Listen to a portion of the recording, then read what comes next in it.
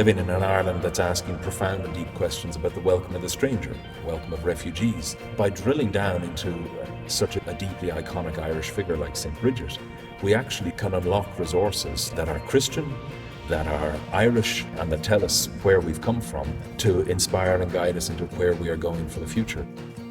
One of the most profound biblical words that appears all through the Bible is the word justice. Hand in hand with your walk with Jesus Christ is the pursuit of justice, because God is the God of justice.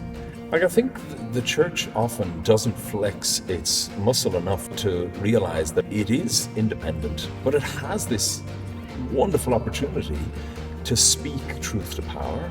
So over the last few years we have been working with Tear Fund Ireland, talking about the causes of climate change, the effect, who it affects, and how we can make an impact and how we can help try and stop it. We spoke on Zoom calls to some girls from Nairobi and Kenya and Sri Lanka.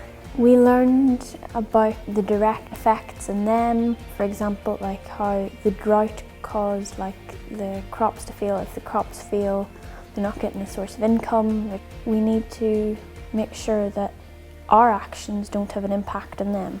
Climate justice is where very much we're trying to say, what can we change?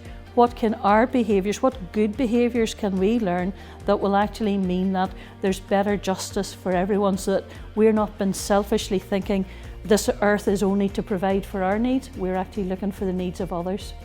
It was something very much that we learned, especially for GFS in Cameroon, where they found that they were having all of the issues with climate change and yet they weren't contributing to most of that. We also found out about Honduras, where GFS also operates, where they had dreadful floods and yet it was nothing to do with how they actually were living, because they actually are more in tune with nature and work in harmony with nature. Mothers Union centrally, worldwide, has a strategic plan which includes stopping violence and stopping injustice. And those two elements come together well in the whole area of gender-based violence and domestic abuse. Mission in terms of the work that's being done by members of Mothers Union is very practical.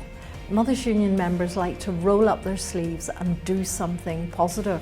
And we are working closely with local authorities and local services such as Women's Aid, Safe Ireland and so forth, creating an environment that we can help people, but also physically providing things that are needed by the refugees. It is our mission to help those who are abused, or those who feel threatened, or those who live in even coercive relationships.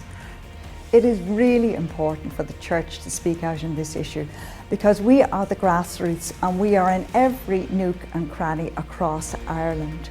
We also have a lot to answer for, because we haven't always worked positively in this issue and we have brushed the issue totally under the carpet. We know that Jesus not only challenged the needs of his day, but he also challenged the social structure and the cultural norms.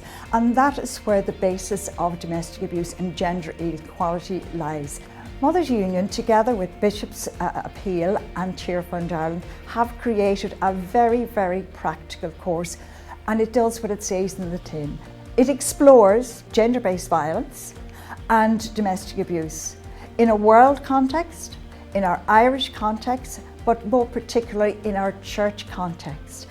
It allows the participants from the parishes to consider and to discuss and to decide on practical ways forward for them. So it's important that we remember that whenever we put our faith in action, that we are the hands and the feet of Christ in our communities.